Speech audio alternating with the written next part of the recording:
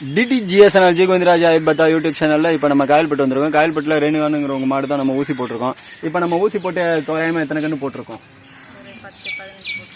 10-15 கன்று போட்டிருக்கோம். கரெக்டாக செனை பிடிச்சிட்டு இருக்குங்களா? செனையெல்லாம் கரெக்டாக பிடிச்சிட்டு இருக்கு அப்படிங்கிற மாதிரி சொல்கிறாங்க. செனை பிடிக்கிறதுல எதுவும் பிரச்சனை இருக்குங்களா? அந்த மாதிரி இல்லைங்களா?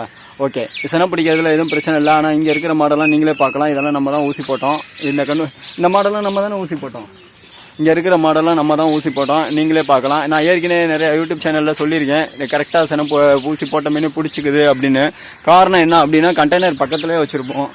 பார்த்தீங்கன்னா இவ்வளோ டிஸ்டன்ஸில் நம்ம எடுத்து இவ்வளோ டிஸ்டன்ஸில் நம்ம செனை ஊசி போட்டுட்டு இருக்கிறனால தான் நம்மளது டக்குன்னு செனை பிடிச்சிட்ருக்கு அப்படிங்கிறத நம்ம இதில் இது பண்ணலாம். இங்கே இருக்கிற மாடு எல்லாமே நம்ம தான் ஊசி போட்டு கன்று போட்டுட்டு இருக்குது. அதே மாதிரி இவங்களதும் வந்து நம்ம தான் ஊசி போட்டுறோம்.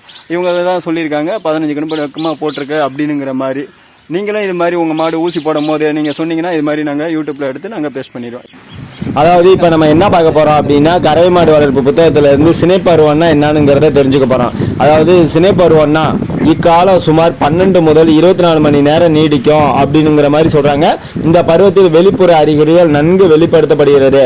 இந்த பருவம் 3 காலங்களாக பிரிக்கலாம் அப்படிங்கிற மாதிரி சினைப்பருவத்தை சொல்கிறாங்க. அதாவது முன் சினை தருணம், சினைப்பருவம் ஆரம்பித்து சுமார் 8 மணி நேரம் வரை நீடிக்கிறது. இக்காலத்தில் தீவனம் உட்கொள்வது குறையும். அடிக்கடி சிறிது சிறிதாக சிறுநீர் கழிக்கும்.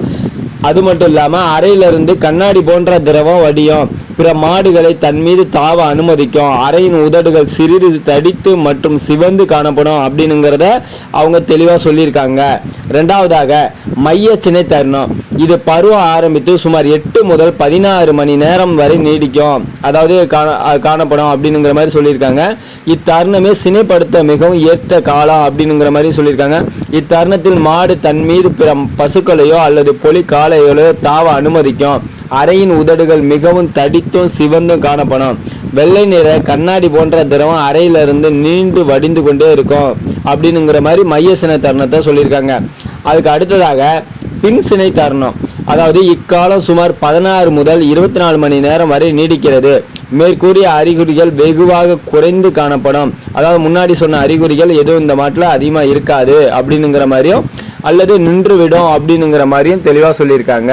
இப்போ நம்ம மாட்டுக்கு செனை ஊசி போடுறத, அதாவது கறவை மாடு வளர்ப்பு புத்தகத்துல இருந்து தெளிவாக என்ன சொல்லியிருக்காங்க அப்படின்னா, சினை பருவத்தை பற்றி தெளிவாக சொல்லியிருக்காங்க. அதாவது முன் சினை தருணம் 1, 2வது மைய சினை தருணம்ங்கிறது 2, 3வது பின் சினை தருணம் அப்படிங்கிற மாதிரி 3 இதே சொல்லியிருக்காங்க. இதில் வந்து மைய சினை தருணத்தில் ஊசி போடுற மாடு எல்லாமே சக்ஸஸ்ஃபுல்லாக, அதாவது செனை பிடிக்கும் அப்படிங்கிற மாதிரி தெளிவாக சொல்லியிருக்காங்க. இது அனைத்துமே புக்கில் இருந்து எடுக்கப்பட்ட கருத்துக்கள் தானே தவிர தன்னுடைய கருத்துக்கள் இல்லை என்பதையும் தெரிவித்துக் கொள்கிறேன்.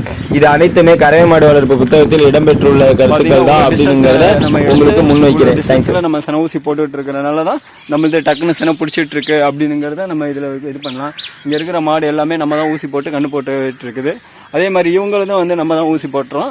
இவங்க தான் சொல்லியிருக்காங்க 15 கன்று பக்கமாக போட்டிருக்கு அப்படிங்கிற மாதிரி. நீங்களும் இது மாதிரி உங்கள் மாடு ஊசி போடும் போது நீங்கள் சொன்னீங்கன்னா இது மாதிரி நாங்கள் யூடியூப்பில் எடுத்து நாங்கள் பேஸ்ட் பண்ணிடுவோம். இதை யூடியூப்பில் போட்டுக்கலாமா? யூடியூப்பில் போட்டுக்கலாம் அப்படிங்கிற மாதிரி சொல்லியிருக்காங்க. தேங்க்ஸ் ஃபார் வாட்சிங். தேங்க்ஸ். DTGS ஜெயகோவிந்தராஜ் ஐபத்தா யூடியூப் சேனல் லைக் பண்ணுங்கள், ஷேர் பண்ணுங்கள், கமெண்ட் பண்ணுங்கள். தேங்க்ஸ்.